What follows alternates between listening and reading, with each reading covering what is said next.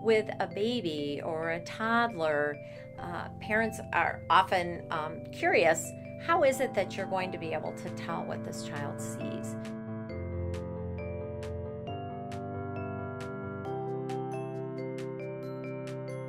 We see many children who are nonverbal for many reasons. Developmentally, they're not talking yet.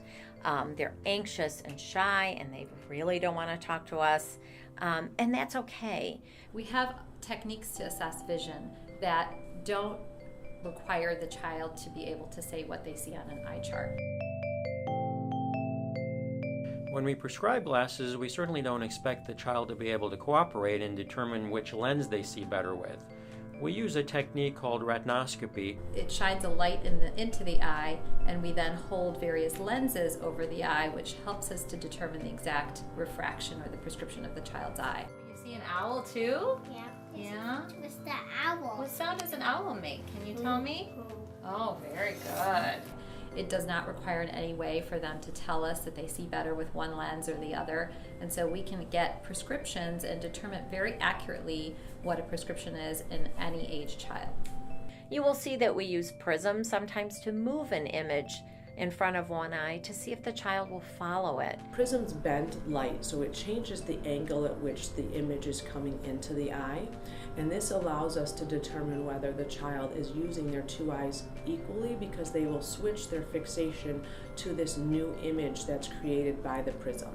When the doctor sees the child with the retinoscope, with the lenses, the doctor will see very precisely what that child's refractive error is. And what I mean by that is the child farsighted, nearsighted?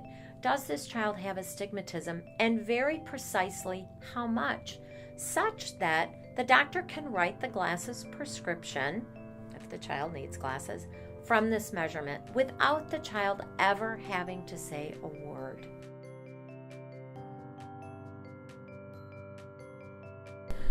The first thing is we really want to make the child feel comfortable. So when they come into our exam room, we use a lot of playful techniques. We'll have toys, we have lights, we even have toys that are located at the end of our exam room so that when they're looking far away, they have something fun to look at, movies. And we really try to get them engaged and make them feel that it's a fun exam so that they don't feel like they're nervous. And that might involve the child playing a matching game. That might involve a child just watching toys at the end of the room and us placing prisms before the eyes to see which eye has that visual preference. Do you know a song about a frog? Do you know 5 green and speckled frogs? That is all good visual information. There's no wrong answer in assessing vision. It is just what the child presents with on that day in that moment. We really are so used to only seeing children that we try very hard to read that child and figure out what's the best vision test for this child. Is it a matching game? Can I get him to warm up and finally tell me just one letter at a time? See that picture? Which picture looks like that on your card? This one. That one does? That matches it? What about that one? No. No way. Even though, what do you think? Yeah. That's the one. And we work our way through our vision testing, really with the child sort of driving the test by their responses to us. Parents shouldn't be concerned that I don't know how my child will perform. My child's a very anxious child. I don't think she'll say anything. That's okay. We will have children come to us who are very anxious, very shy, oftentimes won't even speak while they're here. And they know their letters, they function fine in school. Their parents will say, well, she talks a lot when she's not here, and that's okay. We can still check their vision. We can still find out what they see, how they see. They don't have to say a word. And I'll say that to them. You don't have to tell me anything. I'm going to give you this board that has some letters on it. And they kind of get into the test and playing the game. It's more of a game. I can still learn what they see. Because you said you can do some matching, Connie. Let's hold this. And look at the TV. Can you point to the one that looks just like that one on the screen?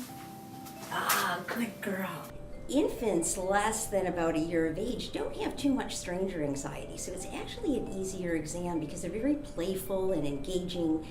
But you get a child between the ages of 1 and say 3, and they really want to stay close to mom or dad, and it's a scary experience. So the first thing we do is just watch the child and their visual behavior as they're walking into the room and as they're sitting on mom or dad's lap. We may play a movie or show a singing animal at the end of the room, and I will just take a step back and just watch the child.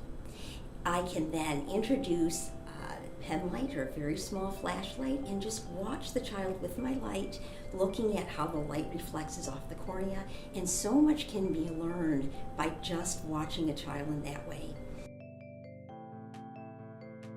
There's a lot of subtle things we look for to determine vision in a child that we can't, as we say, take a vision. This child isn't going to read an eye chart. They're not going to tell me the shapes that they see. We have many techniques to be able to assess their vision in their eyes. Establishing rapport with a little one, be it a baby, someone who's delayed, someone who's frightened, is the most important thing to really get a good exam. And that involves trying to establish some trust with that patient. But the bottom line is we can always find a way, an easier way, a less invasive way to get that information.